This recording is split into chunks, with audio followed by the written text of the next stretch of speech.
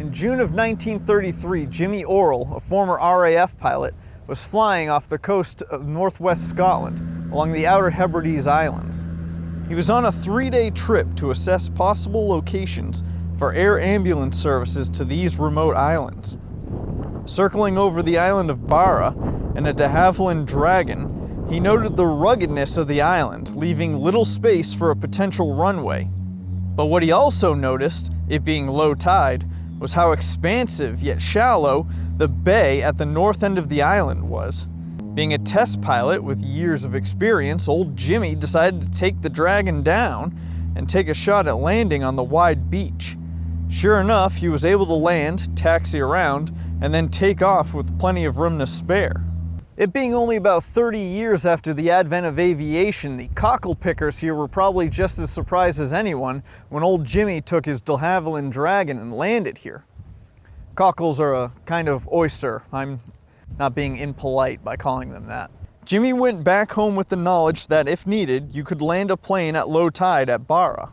And this was great because it meant if you were an injured or ill resident here and you needed to get off the island to a higher level of care, well, you might get your chance at the next low tide without having to endure a long ferry voyage. It stayed relatively unknown for 3 years, being used only for official business. As commercial aviation began to grow, though, a young airline, Northern and Scottish Airways, was looking for a place they could utilize as a landing field on Barra, but just as Jimmy Orrell had seen, there wasn't much in the way of flat, safe, and long fields capable of the task. The postmaster on Barra had used the beach previously for mail delivery and recommended they take a look. The Air Ministry officially licensed it as an airfield in 1936, and in that year, scheduled commercial flights began to provide general transportation to and from the island for both residents and tourists alike. £4 would get you from Glasgow to the island.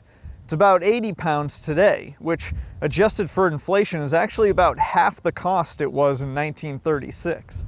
For almost a century now, Barra's sandy landing strip has stood alone as the only beach that hosts regular commercial flights. Most people would think that what feels like an almost impromptu airport would be almost haphazard.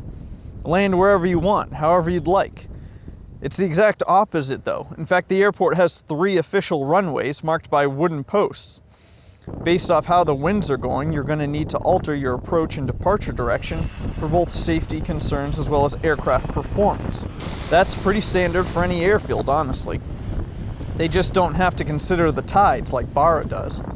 That and the occasional cockle picker who misses the windsock going up, the visual notice that the airport is expecting some activity soon. Those runways, which literally disappear under the sea as the tide goes up, are only about 3,000 feet long at the most. This means that ever since the days of Jimmy Orrell and his de Havilland Dragon, only aircraft that can make short takeoffs and landings, or STOL, can take a shot at an approach here. That has changed over the years, but today you're likely to see a Twin Otter, most of which were also made by de Havilland. A very popular utility plane that carries passenger and cargo and is known for being able to operate in underdeveloped landing zones. They're also well known as a common skydiving plane. In fact, I'm skydive certified and I've done most of my jumps out of a Twin Otter. This was the first time I ever landed in a Twin Otter. The airport only operates during the day and isn't certified at night. But what happens if there's a medical emergency on the island and one of the 1,300 residents or tourists needs to get a flight to the mainland, but the tide is only low enough to land after dark? Well, there's a contingency plan where reflective tape is used to mark the runways. And airfield vehicles, including the fire department, illuminate the beach with their headlights. So even in the hairiest situations, the beach can still be used just as it was surveyed back in 1933 by Jimmy Orrell.